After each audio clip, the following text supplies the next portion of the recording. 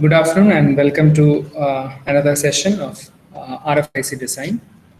So this is a lecture 2 and we will continue where we stopped yesterday. Yesterday we were looking at certain units what we use in an RF design, and we defined what a dBm is and how to calculate voltages, peak voltage or RMS voltage from the dBm signal. We have looked at certain numericals, and then we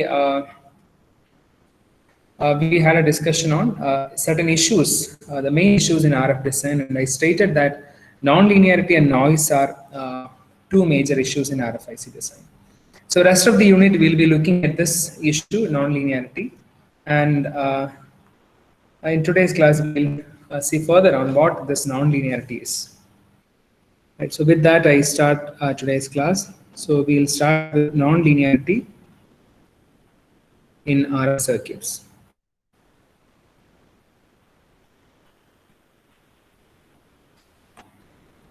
Okay.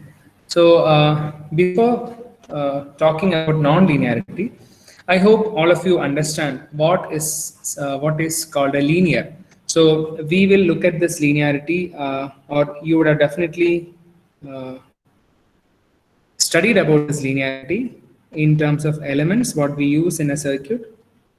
We classified as linear and non-linear elements. Also, with respect to circuit or with respect to system, we generally call it as a linear system or a non-linear system. So systems are nothing but circuits which develop based on certain elements. So what I meant here by elements are all the basic elements you can think about RLCs, and the other things what you see in a typical electronic circuit, like voltage source or current sources, and all the other three-terminal devices like transistors and so on and so forth, right? So we generally look at linearity of elements and linearity of system, and it is clear from probably from your signals and system course that a system is said to be linear if it obeys the principle of homogeneity, or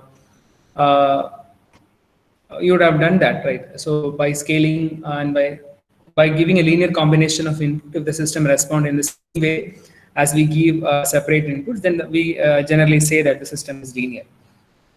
Now, we will not deal, or we may not look at that again. Rather, I want to state here that for a linear system, so I am directly looking at the relation between input and output, and I'll state that for a linear system, output, which I am expressing as y of t, will be equal to alpha into x of t, right? This is true with respect to a linear system. So if you look at a linear element called a resistor, there you can definitely see the response. V is equal to IR, where this alpha is nothing. Alpha, what I meant here in the linear system, is nothing but the resistance value that is typically given with the elemental law. We call it as Ohm's law. So this is true for a linear system, right? So input and output are related through some proportionality constant, or simply we call it as alpha. And if I take you, if I look at this relation, and if I write for a non-linear system, so for a linear system, I know this is how I can express. What about a non-linear system? How will I express that? All powers. So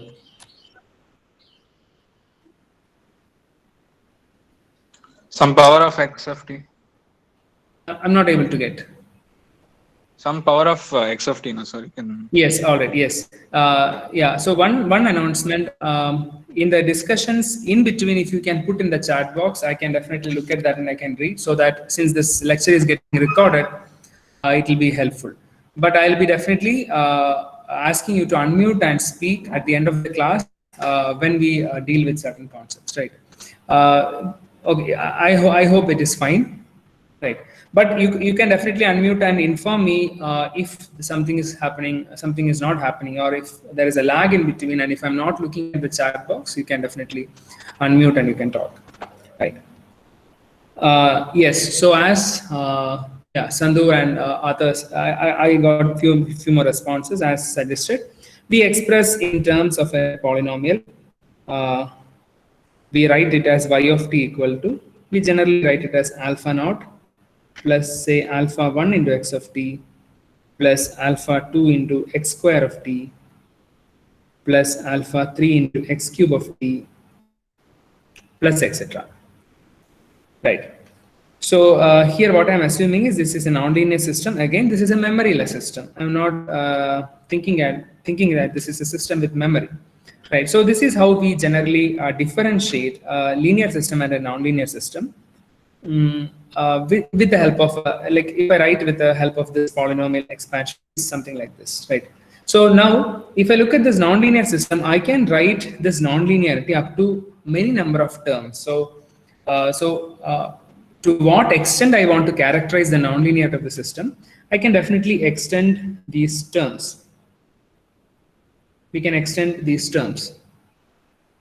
But now, for us to start with, or for us to study this nonlinearity, extending this to n number of terms will not really help us. So what we do in our course, in this RFIC course, what we do is we will limit the nonlinearity up to third order. So if you ask me why I'm limiting to third order, by third order nonlinearity, we are actually covering almost all aspects. That doesn't mean that higher order nonlinearities can be always, we can neglect, but for the analysis and for ease of certain calculations, we will be restricting this nonlinearity only up to third order. So I will make a note here that from now on, we will be dealing up to nonlinearity of third order. So you will get to know why we are considering up to third order and why not we are not moving further.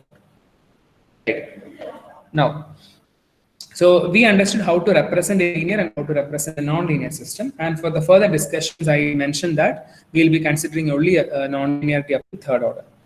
Now, before going into the details of nonlinearity or the effects of nonlinearity in a system, in an RF system, we will do some mathematics, we will do some calculations just for our ease to understand the further things. So one thing I want to mention here is in RF systems, generally we perform something called as two-tone test. To study this nonlinearity, we perform something called as two-tone test. Two-tone test is, if I explain what a two-tone test is, say you have an RF system, you have a system, maybe you can think that this is an LNA or this is a mixer or this is some a complete RF system as a whole, whatever you can think in any way. Now, what a two-tone test is, this is typically performed to understand or to study nonlinearity. The use of two-tone test is that what it meant is the input, whatever input we are applying to this this RF system or a particular circuit block, I'll consider that this x of t is a combination of two signals, one with an amplitude of A1 at a frequency omega 1 plus another is of amplitude A2 with the frequency omega 2. So I'll assume that these are two tones. So the two tones, one at one tone at a frequency omega 1 and another at an angular frequency of omega 2 with two amplitudes. For the time being, I am defining it as A1 and A2. And we take this combination as the input to a system to study nonlinearity. Right. So we will be coming back to this two-tone test again. So what I request you to do now is perform two-tone test on this third order nonlinear expression, or I will write the third order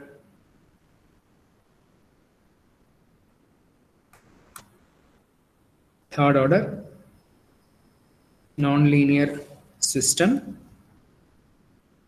I can write this as y of t equals alpha naught plus alpha 1 x of t plus alpha 2 x square of t plus alpha 3 x cube of t. And we know that there are higher order terms, but we are neglecting all the higher terms and we are restricting our study only up to third order. Now what I'm asking you is perform a two-tone test on this. So what does it mean? So performing two-tone test in this expression is nothing but substituting x of t as a1 cos omega 1t plus a2 cos omega 2t. Substitute this, and when you substitute this x of t into this expression, you will get certain terms here as a result of x square, and you will also get certain terms here as a result of this x cube. So I request you to write down the terms in detail on your notebook. And I hope that all of you have some notebooks as you bring to an offline class. So it is better to keep a notebook and write things when you listen to the class. Right. So I'll give you 2 minutes. You can just write all the terms.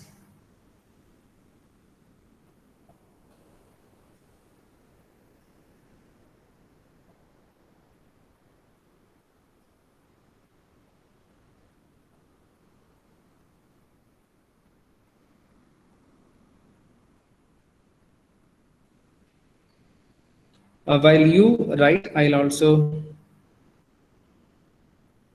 write down the equation here. So y of t becomes alpha naught plus alpha 1 into a1 cos omega 1t plus alpha 2 into alpha 1 a2 cos omega 2t. Right. So these are the two terms from this alpha 1 x1 of t.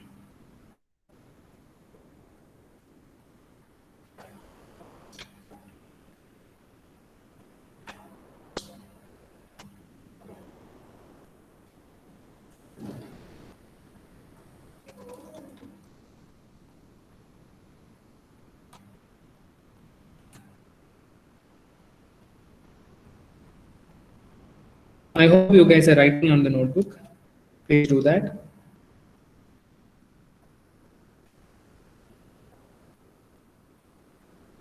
Just to identify different terms, I'll be using different colors. So this is alpha naught. So alpha 1 a1 cos omega 1t and alpha 1 a2 cos omega 2t are the terms from alpha 1 x1 of t. Now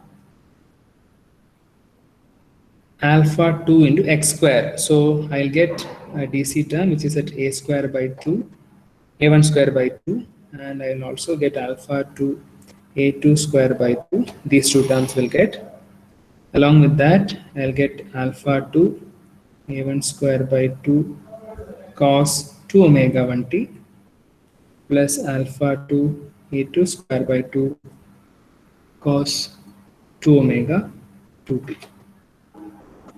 So these are the terms from the second expression. Probably, I think I have one more term is there, plus alpha 1, alpha 2 a1 a2 into cos omega 1 plus omega 2 into t plus cos omega 1 minus omega 2 into t. So these are the terms from the x square term. Now the third x cube term we will have, when you expand that you will get it as 3 by 4 alpha 3 a1 cube cos omega 1t plus a2 cube cos omega 2t. This will be one term, plus you also get a term with alpha 3 by 4 a1 cube cos 3 omega 1t. I'm directly writing the final terms.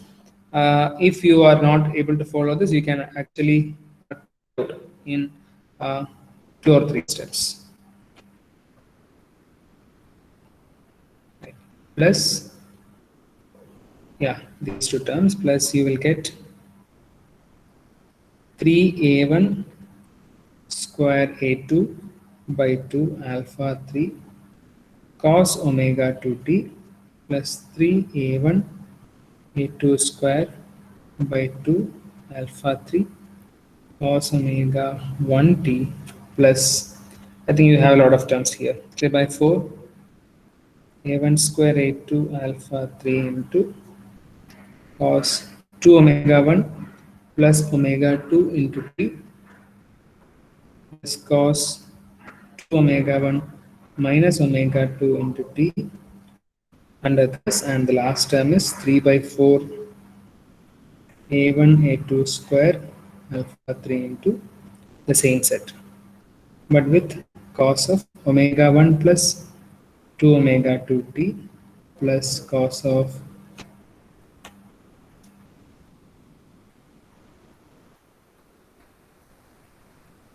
omega 1 minus 2 omega 2 into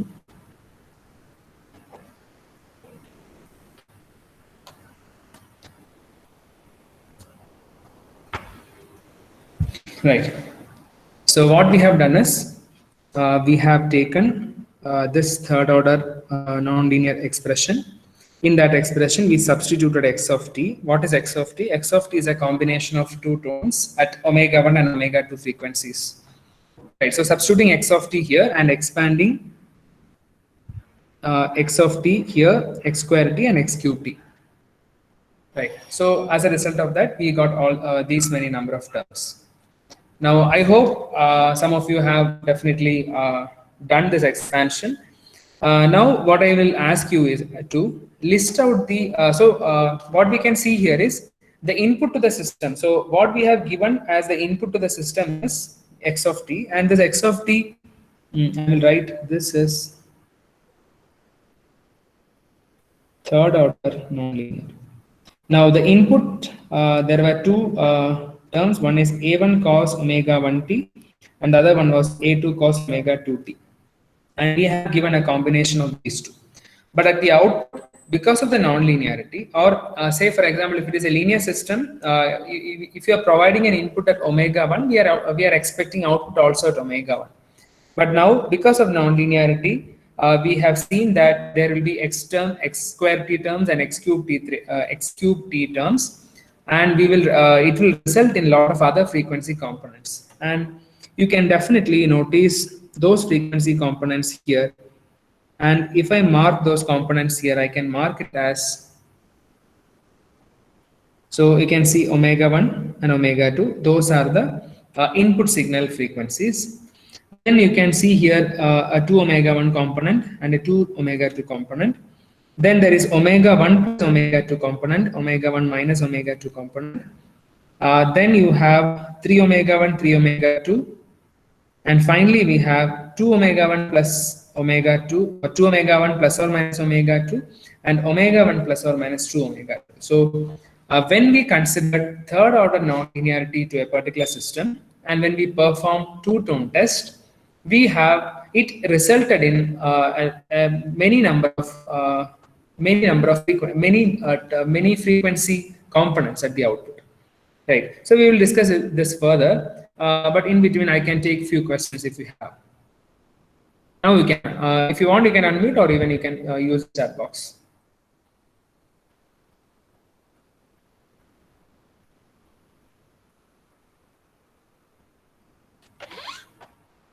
Any questions?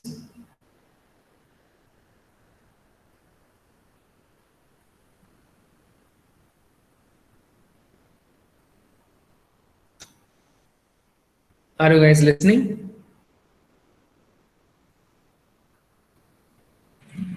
Yes, sir. All right. Okay. So any questions?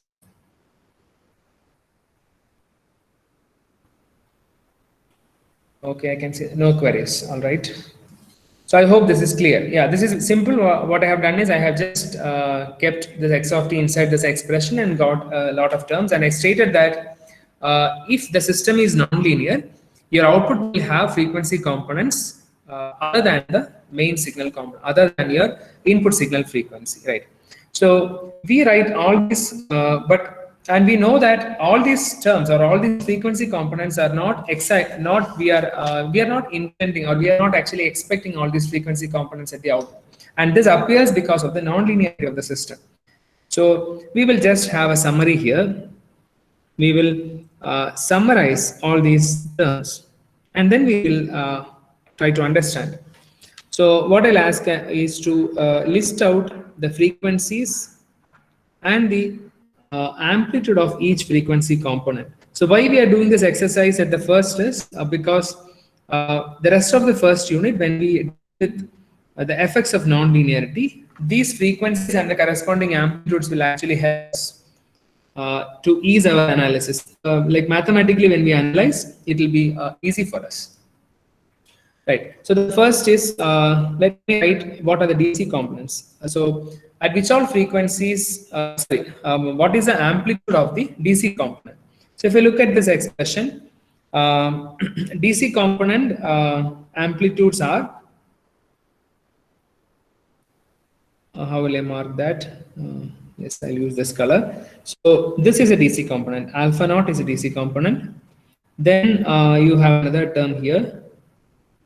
This is actually a DC component, alpha 2 by 2, A1 square plus A2 square. Apart from that, there are no other DC terms because all other terms are with certain frequencies. So I will write DC term first here, and the DC term amplitude is, I have one is alpha naught and other one is alpha 2 by 2, A1 square plus A2 square. Right. This is your first component. Now, let me look at the second component, which is at frequency omega 1. And also write for frequency omega 2 also. So when I look back in the expression, I have this is omega 1 component and this is omega 2 component. I'll be writing the amplitude of each component separately. So I have omega 1 and omega 2 here. Then another component of omega 1 and omega 2 here. I'm using different color just to identify that. And we have one more set here. That's all. We have three terms, each for omega 1 and omega 2. So if I list that, omega 1 amplitude is alpha 1 A1 plus 3 by 4 alpha 3 A1 cube plus 3 by 2 alpha 3 A1 A2 square. Right. That is for omega 1. Similarly, for omega 2, alpha 1 A2, alpha 1 A2 plus 3 by 4 alpha 3 A2 cube plus 3 by 2 alpha 3 A1 square A2. Those are the amplitudes of components at omega 1 and omega 2. Now, if I again look at the third order nonlinear expression, I can find components at 2 omega 1 and 2 omega 2. And if I use a different color, I can pick this as 2 omega 1 and 2 omega 2 components here. And yeah, those are the 2 omega 1 and 2 omega 2 components. So I will write down that 2 omega 1 and 2 omega 2, and the amplitudes are alpha 2 A1 square by 2 and alpha 2 A2 square by 2. Those are 2 omega 1, 2 omega 2. Again, if I look back at the expression, I'll get another set, which is at 3 omega 1 and 3 omega 2. And 3 omega 1 and 3 omega 2 are appearing here. This is 3 omega 1 and 3 omega 2. So the amplitude of 3 omega 1 and 3 omega 2 are 1 cube alpha 3 by 4 and A cube alpha 3 by 4. So alpha 3 by 4 A1 cube and alpha 3 by 4 A2. Right.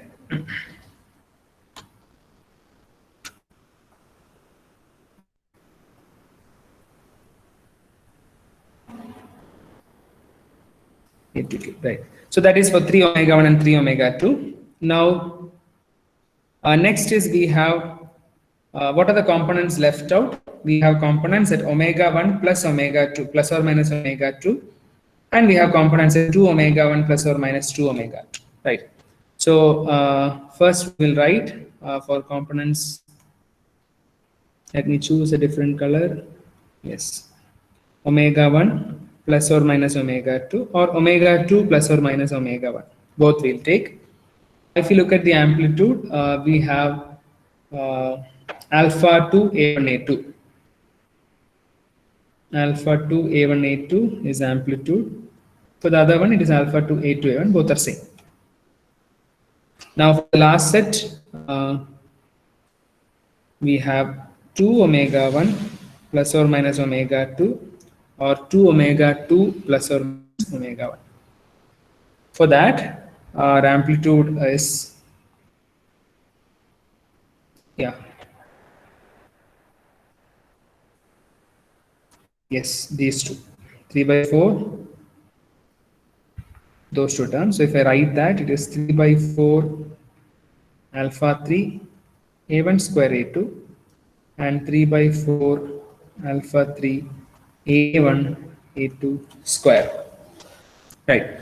So these are the summary from the third order nonlinear expression. We have just plotted, we have just listed out summary of various frequency components.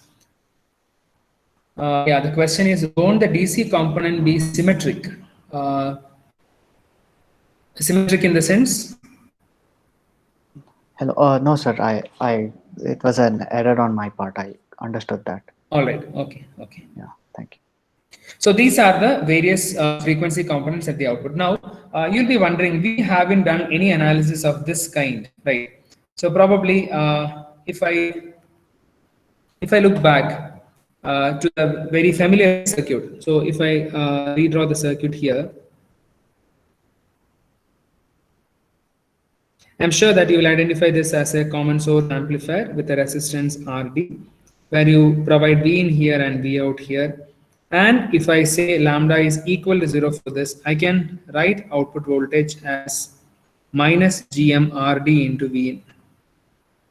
Right. So here you can, by looking at the circuit, what you can say is this GMRD is actually the term which is related to your alpha, or I directly relate this as y of t is equal to alpha into x of t.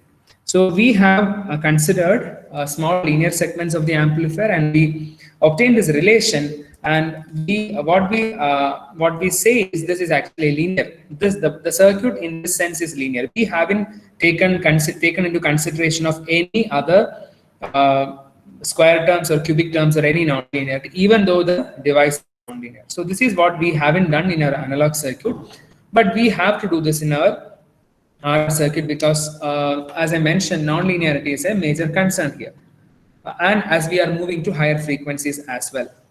Right. So we have to look at the components, or we have to look at the components which we are exactly want. So whether other frequency components are affecting your signal should be thoroughly verified.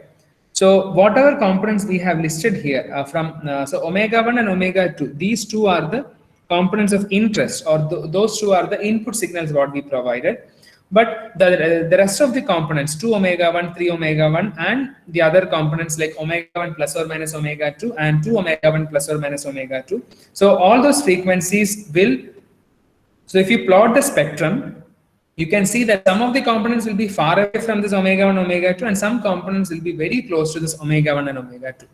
Right. So let us understand this by taking one example. And by looking at the spectrum, we will see which components are crucial. So in your RF design, which of these components are crucial, or which of these components we should take care so that your original signal will not be affected. Right. So we will look at that by taking doing a simple exercise on the analysis what we have done right now. Right. So I will just give a question. So you can determine the frequency components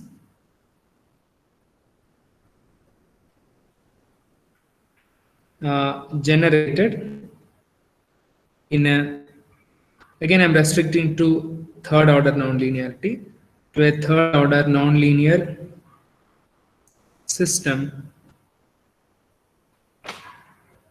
You can consider the two tones applied are at 7 megahertz and 8 megahertz. Right. Also, plot the spectrum.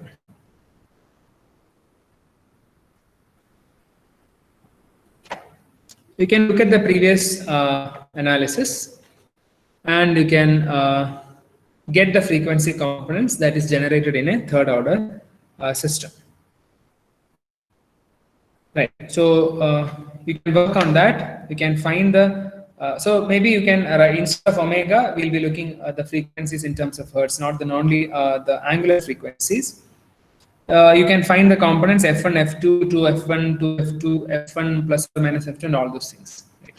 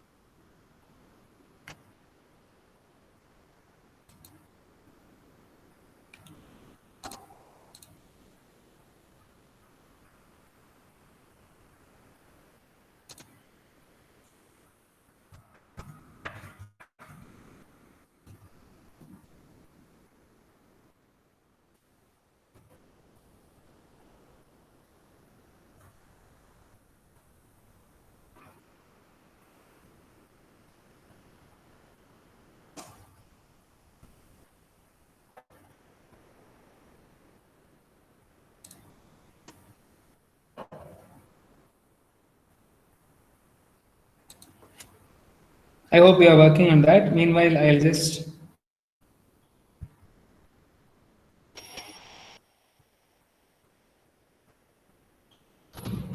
yes, the values of frequencies of the two tones are decided based on the design used to be tested for nonlinearity. I did not get the question exactly. So the question is, how do we decide the frequencies of the two tones, what we have to apply to a system? Is that the question? Like now, like you told, the two-tone test is used to test the non-linearity of the circuit, right? Yes, yes. So the like based on the values of the frequencies, the test results will be different. So how do you choose the actual values that you require to the design to test? Okay. Your question is, how do we decide this f1 and f2 value for any system? Yes. Okay, so for example, if you are designing a low noise amplifier, say at 2.4 gigahertz, right? So your f1 will be 2.4 gigahertz, and you will choose an f2 depending on what offset you want, or up to what offset you want to check this nonlinearity. Depending on that, we will select a signal close to this 2.4 gigahertz. I'll show how to do that in the simulation example, probably not today, then in the next class. I'll be showing you how to choose the frequencies and how to get the output spectrum and how to study the nonlinear characteristics. So basically, we choose depending on the operating frequency of a circuit. Say if your amplifier, say your amplifier is designed for a frequency of 2.4 gigahertz.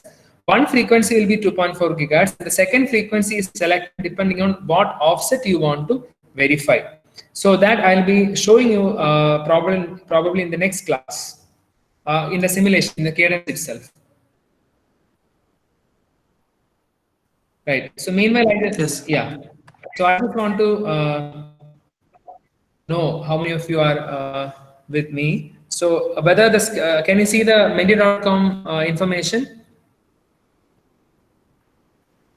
No, the screen is not shared. Oh, it is not shared. Okay.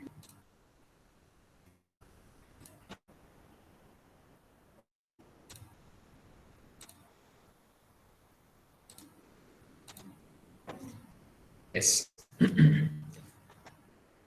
So I want to know what is the frequency of the components at 2 omega 2 f1 plus f2.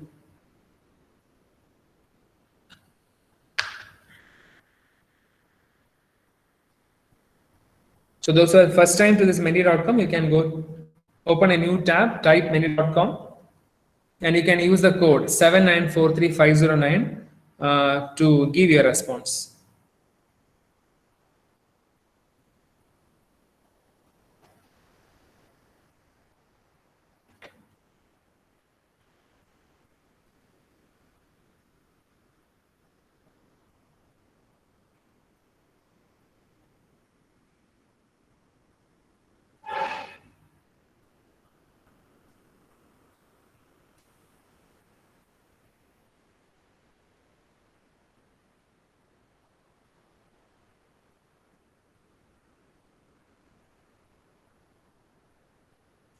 All right, I got 13 responses and I can see 57 students.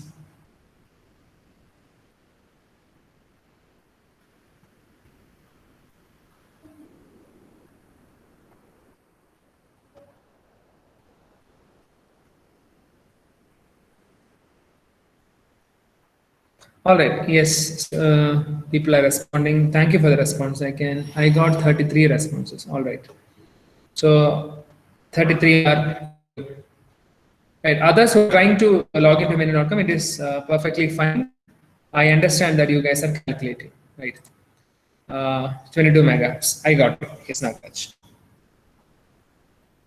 So we will continue.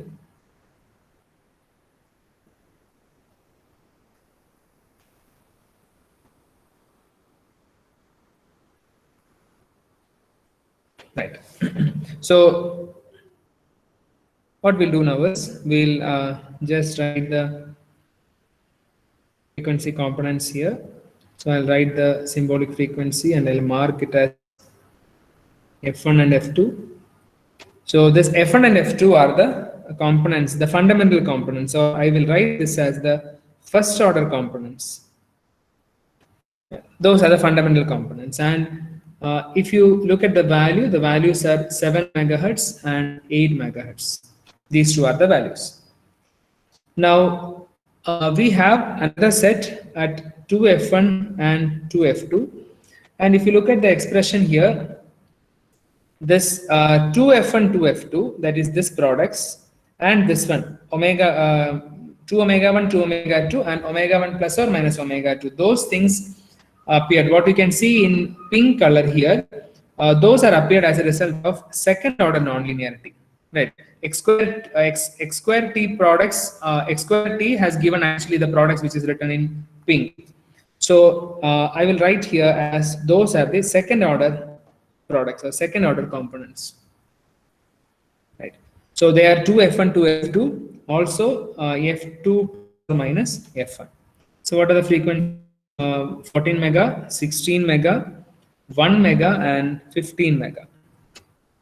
Right. Those are the second order components. Now, again, if you look back to the list, we have 3 omega 1, 3 omega 2 terms and 2 omega 1 plus or minus omega 2 terms. So, and if I look back here, those are as a result of this third order terms. X cube t has resulted in the yellow writings, what you can see. X cube t has actually given such products. So I will write the third order products here as 3f1, 3f2, 2f1 plus or minus f2, or 2f2 plus or minus f1. And if I list it, the frequencies are 21 mega, 24 mega, 6 mega, 9 mega, 22 mega, and 23 mega. Or the other way, right? I think 2f1 plus f2, it is 14 plus 8. Yeah, it is the other way, right?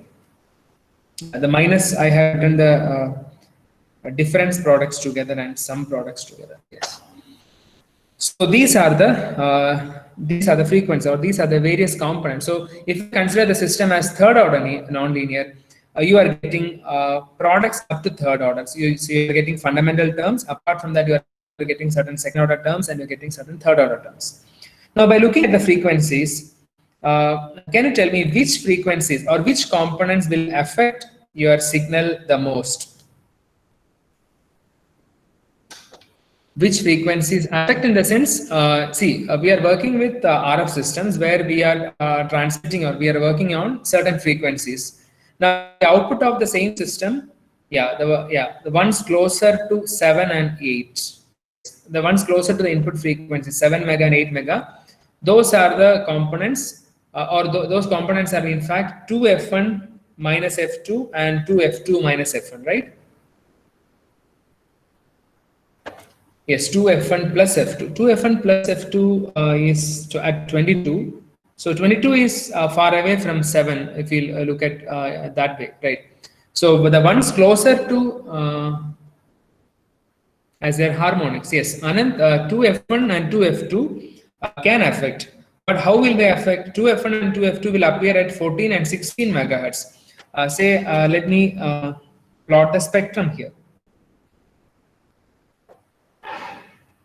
So if I look at this as frequency axis, so the original components, I'm assuming that both are of equal amplitude. It has appeared at 7 mega, it has appeared at 8 mega.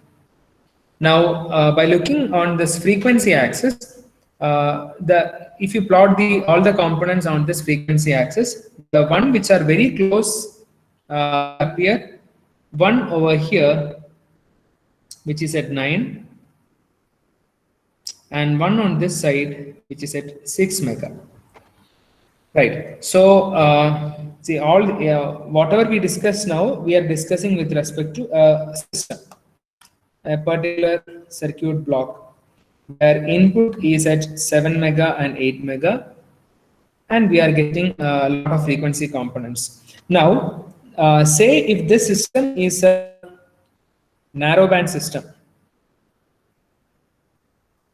The system is a narrowband system, or if the system is a narrowband system, definitely the other or the harmonic elements will be definitely rejected. Right? Harmonics are appearing at 14 and 16 megahertz, which is actually far away compared to the other frequency components. So one thing what I can say is generally, if you look at the but that doesn't mean that the effect of harmonics can be neglected directly, Anand. I agree to the point. The effect of harmonics should be properly studied before we dismiss the harmonics, right? So I'm not telling in that way, but looking at the frequency spectrum, the components which will affect the input signal or in a broader way, the components which will affect the input signal much will be the components appearing at 6 mega and 9 megahertz, right? So these components, let me define these components. The components coming as a result of this third order nonlinearity, or the components which at 2F1 plus or minus omega, these components are called as, okay, before that, we call this as harmonics. Harmonics are nothing but the frequency components appearing at integer multiples of input signal frequencies. Those are called as harmonics. So this also come as harmonics only. So second order, third order harmonics, like that we can mention them. Now, these products are called intermodulation terms. Intermodulation terms. Since these terms are appearing as a result of second order nonlinear, we call this as second order intermodulation terms. Similarly, this we call as third order intermodulation terms.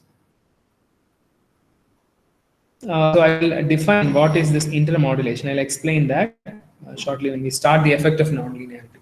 So what I can conclude from this study of this nonlinear system, third order nonlinear system with this example is, out of all the products, third order intermodulation terms will be affecting your input signal in a typical RF system. Right. So that is a concluding remark on this discussion. I hope this is clear. So I'll not. Okay, so I'll be winding up here for today's class, and I can take questions now. Sir, so is it like the higher order